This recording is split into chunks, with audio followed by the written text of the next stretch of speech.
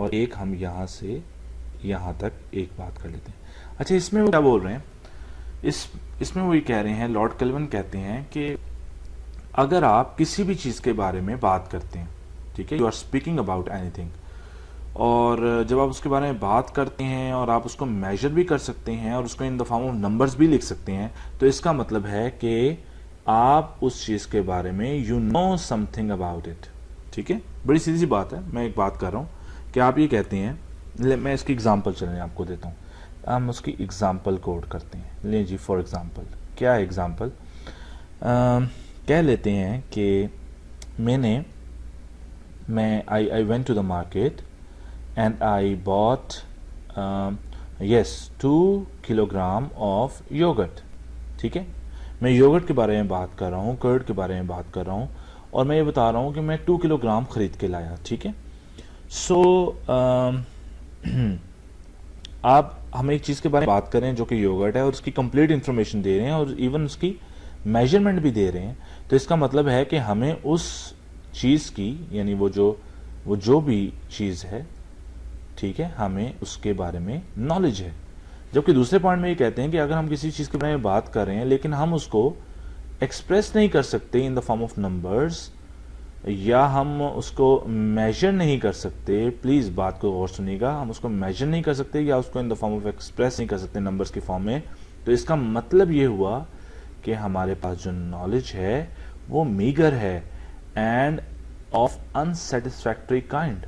सो meagre का मतलब आप ये समझ लें कि हमारे पास कम नॉलेज है, लैकिंग ऑफ नॉलेज है, लैक ऑफ नॉलेज है। ठीक है, सो इसके एग्जांपल मैं आपको ऐसे दे सकता हूँ, आप कोई भी एग्जांपल अपने जहन में ले सकते हैं, मैं जनरल एग्जांपल दे रहा हूँ।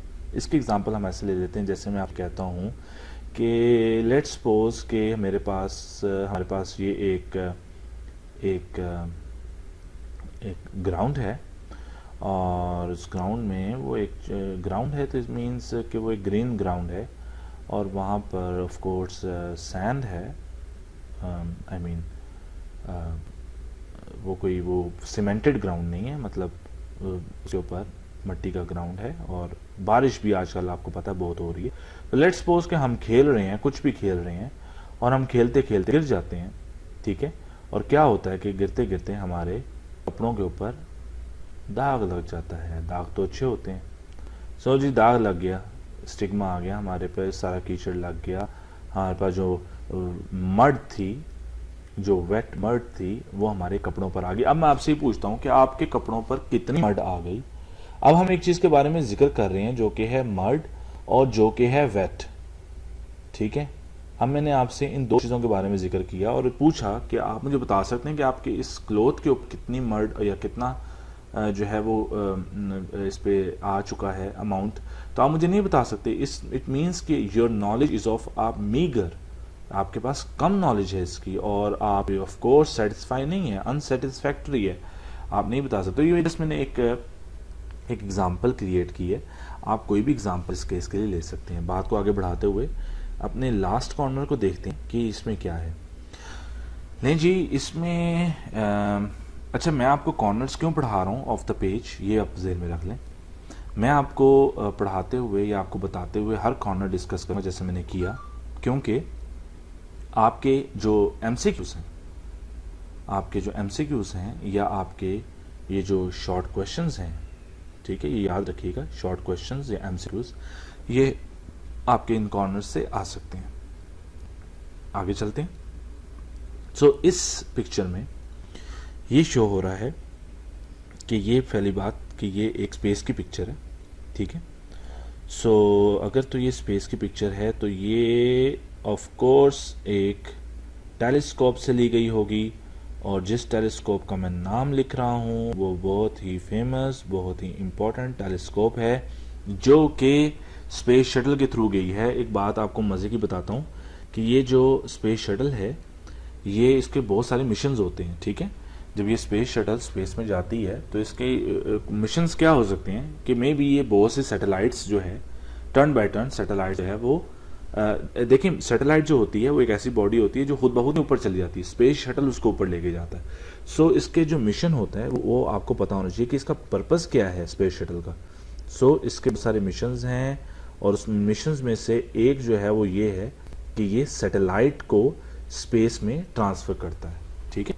ना सिर्फ सैटेलाइट्स को बल्कि जो टेलीस्कोप्स होती हैं, जिसमें सबसे इम्पोर्टेंट टेलीस्कोप जो मैंने अभी आपको बताई हबल टेलीस्कोप है, HT मैं उसको कह रहा हूँ, तो उसको भी स्पेस शटल ने ही स्पेस में लेके गई थी, ठीक है।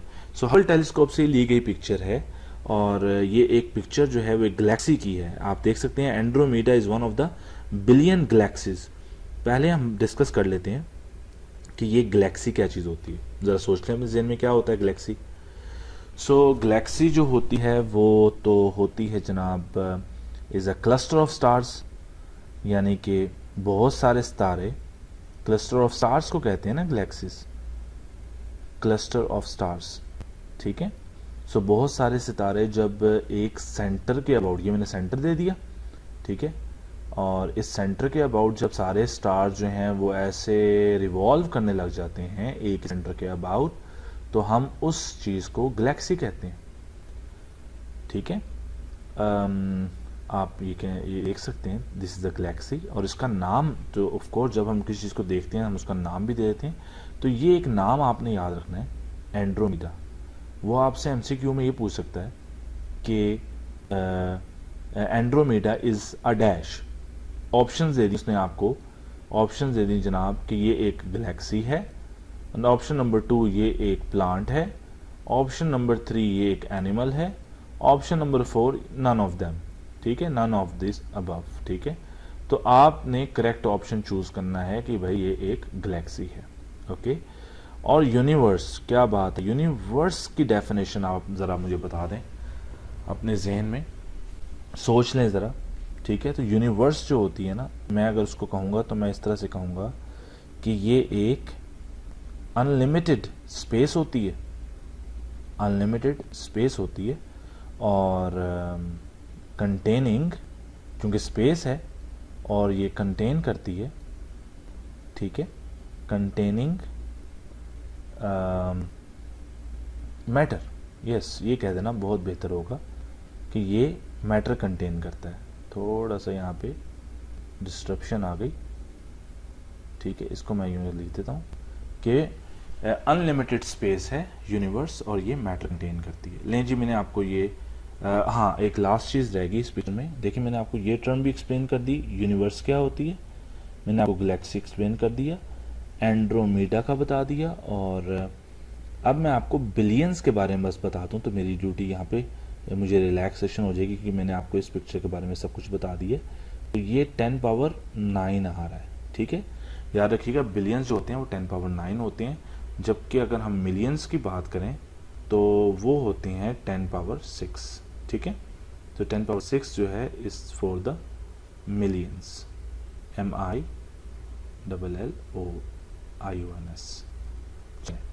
अच्छा, यहाँ पर हम बात को आगे बढ़ाते हैं कि टॉपिक तो हमारा आप ये देख सकते हैं कि इंट्रोडक्शन टू फिज़िक्स, ये हमारा पहला मेजर टॉपिक होगा, लेकिन जब आप इस पैराग्राफ को पढ़ेंगे यहाँ से लेकर यहाँ तक, इसको मैं पैराग्राफ नंबर 1 कह देता हूँ। बहुत इंपॉर्टेंट है जी, मैं आपको साथ साथ बता रहा हूँ, बहुत इंपॉर्टेंट पैराग्राफ है। मकसद हमारा है नॉलेज इकट्ठी करना और अपने एग्ज़ाम्स में 100% मार्क्स लेना। ये आपका जी पैराग्राफ नंबर 2 होगा आज के लिए, ठीक है।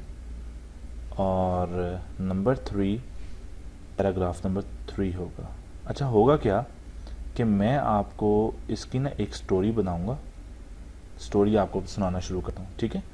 मैं जो कुछ आपको स्टोरी में सुनाऊंगा ना, तो आपको जब आप इसको पढ़ेंगे डिटेल में तो आपको वही जो मेरी स्टोरी है आपने उसको इसके साथ मैच करना है, क्या इन्फॉर्मेशन है। चलें शुरू करते हैं।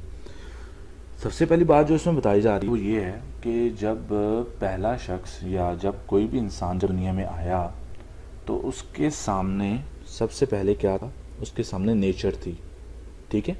तो नेचर से वो क्या हुआ, वो बहुत ज़्यादा इंस्पायर हुआ। अच्छा, इंस्पायर होने का मतलब क्या होता है कि इंस्पायरेशन ये होती है कि आपको पॉजिटिव एनर्जी मिल रही होती है उससे, ठीक है ना। आप जब भी किसी अच्छी चीज़ को देखते हो तो आपको पॉजिटिव एनर्जी मिलती है और फिर आप उस पॉजिटिव एनर्जी को कहाँ इस्तेमाल करते हो वो आप रुकोगे नहीं। ये नहीं कि आपने ऑब्जर्व कर ली तो बस ख़त्म होगी बात, नहीं, ऐसा नहीं होगा। आप हैरान भी होते हो ना जब आपको ब्यूटी देखते हो। लाइक आप northern areas of the Pakistan जा रहे हो, ठीक है, आप बड़े बड़े माउंटेन्स देख रहे हो, ब्लू स्काईज देख रहे हो, वाइट क्लाउड्स देख रहे हो, ठीक है, एक्सपैंडेड किलोमीटर एक्सपैंडेड आप हाई और हॉरिजॉन्टली एक्सपैंडेड आप क्लाउड्स देख रहे हो, तो आप बहुत ज़्यादा इंस्पायर हो रहे हो, ठीक है। तो आप सिर्फ इंस्पायर होते हो, जब आप इंस्पायर होते हो तो सिर्फ यही बात ख़त्म नहीं होती, बल्कि आप उसके बाद आप क्यूरियस भी हो जाते हो। आपको ये होता है कि यार ये चीज़ हो रही है तो ये कैसे हो रही है। कहने का मतलब ये है कि आप जो है वो नेचर के जो सीक्रेट्स हैं उनको फिर आप एक्सप्लोर करने के पीछे लग जाते हो कि यार ऐसा होना चाहिए, ये कैसे हो रहा है, ये क्लाउड्स कैसे बन रहे हैं, इतने बड़े बड़े पहाड़ इस तरह की शेप के कैसे हैं, ये कैसे स्टे किया हुआ है, ठीक है। सो ये सच थे, यानी हम ह्यूमंस हैं, हमारी ग्रो कैसे हो रही है, प्लांट्स कैसे, सो ये all these are the inspirations for us और all these are the positive energies from the nature towards us, ठीक है। तो ये बात आपने ज़हन में रखनी है। सो हम फिर क्या करते हैं, हम फिर क्यूरियस हो जाते हैं और रियलिटी की खोज में लग जाते हैं कि भाई ट्रुथ क्या है, ऐसा क्यों हो रहा है। अच्छा, जब हम उस ट्रुथ के बारे पीछे लगते हैं तो हम विद द न्यू एरा हमने उस मेथड को जिसके थ्रू हम उस सच को ढूंढ रहे थे, हमने उसका नाम दे दिया लॉजिकल रीजनिंग, ठीक है। हम लॉजिकल रीजनिंग के थ्रू हम उस सच को जो है वो फाइंड आउट कर लेते हैं। अब एक बात आपको छोटी सी बताता चलूं कि अब लॉजिकल रीजनिंग आप कहेंगे यार ये क्या होती है। तो लॉजिकल रीजनिंग सिंपल बात कहूँ तो एक रीज़न है, एक वजह आप बता रहे हैं कि ये वजह है और उसकी लॉजिक समझ में आती है, एक इंसानी अकल उसको एक्सेप्ट करती है। लाइक मैं कहता हूँ कि यार जब मैं पानी पीता हूँ तो पानी मेरे अंदर चला जाता है, तो आप इस बात को जो है ना अंडरस्टैंड करेंगे और आप इस बात को यकीन भी करेंगे और हंसेंगे भी कि सर आप कैसी बात कर रहे हैं। नहीं, मैं सच बोल रहा हूँ, जब मैं पानी पीता हूँ तो पानी अंदर जाता है और आपको कि सर ये बात हमें पता है। सो पता है क्योंकि आप इसको एक्सेप्ट करते हो और आप इसको एक्सपेरिमेंट करते हो और आप इसको ऑब्जर्व भी करते हो, ठीक है। सो आप एक लॉजिक के थ्रू, एक रीजन के थ्रू जब आप किसी सच तक पहुंचते हो तो उसको हम लॉजिकल रीजनिंग कहते हैं। लेकिन लॉजिकल रीजनिंग जो है वो एक्चुअली 3 टाइप्स की होती है। मैं आपको सिर्फ टाइप्स बता रहा हूँ, उसको एक्सप्लेन नहीं करूँगा, लेकिन ये आपकी नॉलेज के लिए सर, ठीक है। एक आप कह लें कि हमारे पास डिडक्टिव रीजनिंग होती है, एक हमारे पास इंडक्टिव होती है, ठीक है, और एक हमारे पास एबडक्टिव होती है, ठीक है। तो ये 3 रीजनिंग है जिनके थ्रू हम जो है वो लॉजिकल रीजनिंग अपनी करते हैं। बहुत ही इम्पोर्टेंट पार्ट हम अब डिस्कस करने लगे हैं, इतना इम्पोर्टेंट कि मुझे मजबूरी हो गई है कि मैं आपको कहूँगा कि आप अपनी बुक्स में ये अंडरलाइन कर लें जो मैं अंडरलाइन कर रहा हूँ, क्योंकि जो मैं अंडरलाइन कर रहा हूँ इससे एक्चुअली अब निकलेंगे बहुत सारे क्वेश्चंस। सो अंडरलाइन कीजिए, ये इस पार्ट को भी कर लेता हूँ। अब ये मैं क्या अंडरलाइन कर रहा हूँ ये मैं अभी आपको बताता हूँ। ये मैं अंडरलाइन कर रहा हूँ, इसमें लिखा हुआ है कि साइंस के बारे में अंडरलाइन किया हमने। यहाँ मैं लिखता हूँ ज़रा साइंस, ठीक है, और यहाँ पे एक क्वेश्चन भी बनाते हैं, चलिए टाइप कर देते हैं यहाँ पे क्वेश्चन कि व्हाट इज साइंस। ये आपसे क्वेश्चन आ सकता है SCI, ठीक है, या आपसे कहा जा सकता है कि डिफाइन साइंस। और ये क्वेश्चन इस तरह से भी पूछा जा सकता है कि what do you know about science, ठीक है। ये एक शॉर्ट क्वेश्चन मैंने आपको बताया कि ये यहां से बनेगा और उसका आंसर भी आपको अंडरलाइन करवा दिया, ठीक है। अब आपने इसको कैसे क्या होती है साइंस, आप तो ग्रेड 8 तक पढ़ के आए हैं, तो साइंस का आपने पढ़ा था कि the study of living things and non living things, ठीक है। लेकिन अब हम यहाँ पे जब ग्रेड 9 में पहुंचे हैं तो आपने इसको थोड़ा सा रीडिफाइन करना है कि साइंस जो है is actually it is coming from a Greek word, sorry Latin word से आ रहा है। मुझे जरा पेन अपना सेलेक्ट कर लेते हैं, मैंने सेलेक्ट कर लिया। तो जो आपका साइंस वर्ड है ये आपने मेंशन करना है कि it is coming from the Latin word, ठीक है जी। लैटिन वर्ड से आ रहा है, और वर्ड क्या था? साइंटिया। ये लीजिए साइंटिया आ गया, जो लैटिन वर्ड था। और इसका मीनिंग क्या था इंग्लिश में? इसका मीनिंग बना था नॉलेज। यहां तक आपको बात पता लगी, तो इसका मतलब ये हुआ कि साइंस जो है वो एक्चुअली क्या होती है? वो एक्चुअली नॉलेज होती है। उसका मतलब जो है नॉलेज है। अच्छा, जब नॉलेज को आप अंडरस्टैंड करते हैं या आप नॉलेज को गेन करते हैं, ये देखिए वर्ड है हमारे पास गेन। जब आप नॉलेज को गेन करते हैं किसके थ्रू? दो स्टेप्स के थ्रू। Number 1 observation. ऑब्जर्वेशन क्या होती है? जब आप किसी चीज को देखते हैं, ऑब्जर्वेशन अपनी आंखों से, अपने कानों से सुनते हैं या स्मेल करते हैं, आपने ऑब्जर्व की एक चीज, तो अपनी ऑब्जर्वेशन से, और उसके बाद आप उस ऑब्जर्वेशन को जो है वो साबित करने के लिए कि यार क्या मैंने सही सुना, क्या मैंने